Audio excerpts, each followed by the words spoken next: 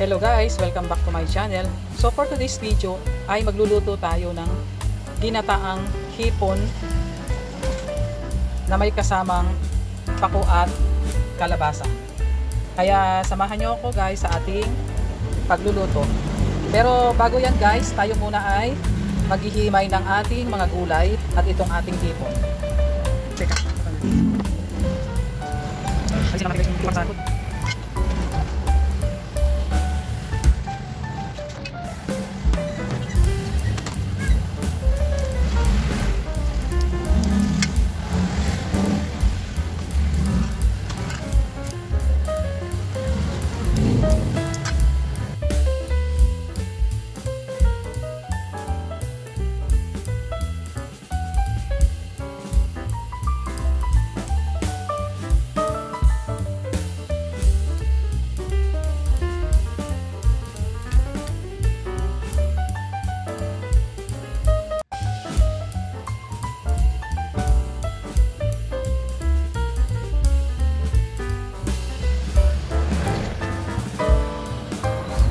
Ayan guys, tapos na tayo maghimay ng ating mga gulay. Ito yung ating pako at nahugasan na rin natin.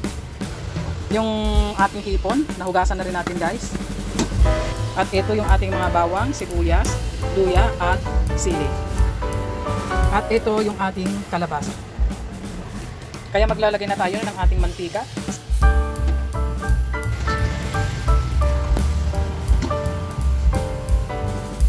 Ilagay na natin guys. Ilagay na rin natin.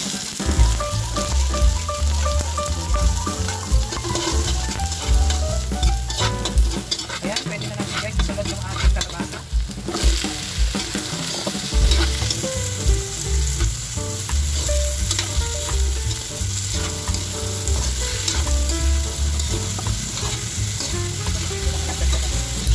Ayan guys, isa-isa lang tayo.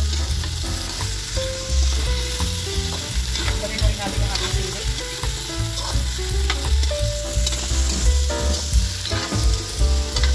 Maglalagay na rin tayo guys ng patis.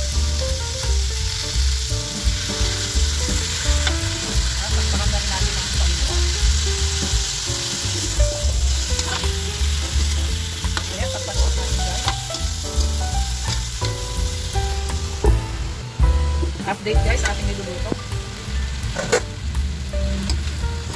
Halo-halo. Ayan guys, pwede na natin isunod ng ating hipon.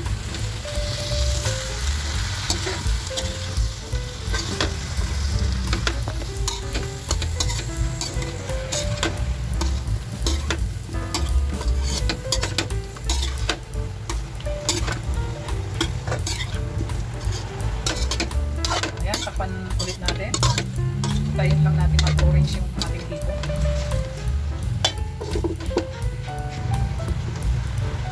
Ayan, nag-orange na yung ating hipon guys. Halo-halo ulit.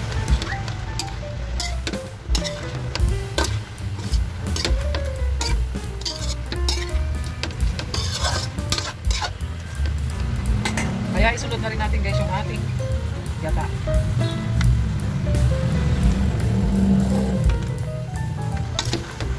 Haluin ulit natin guys.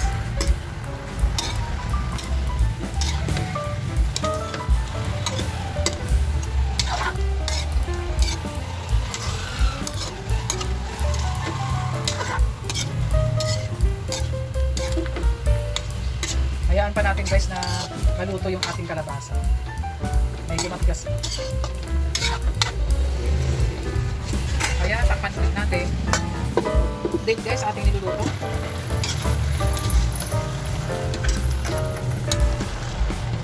Tikman natin guys kung okay na yung kanyang timpla.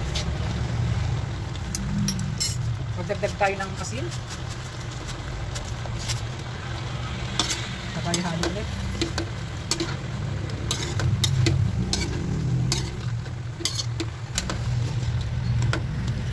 Ayan guys, kaya pwede na rin natin isunod yung ating pako.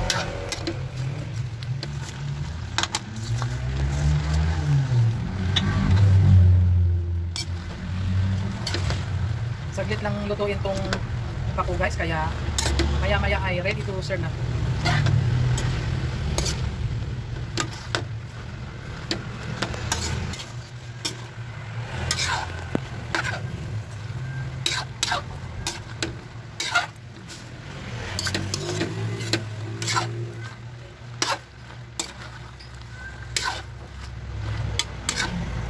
Ayan guys, luto na yung ating ginataang hipon na may kalabasa at pako. Kaya thank you for watching and don't forget to subscribe. Bye-bye!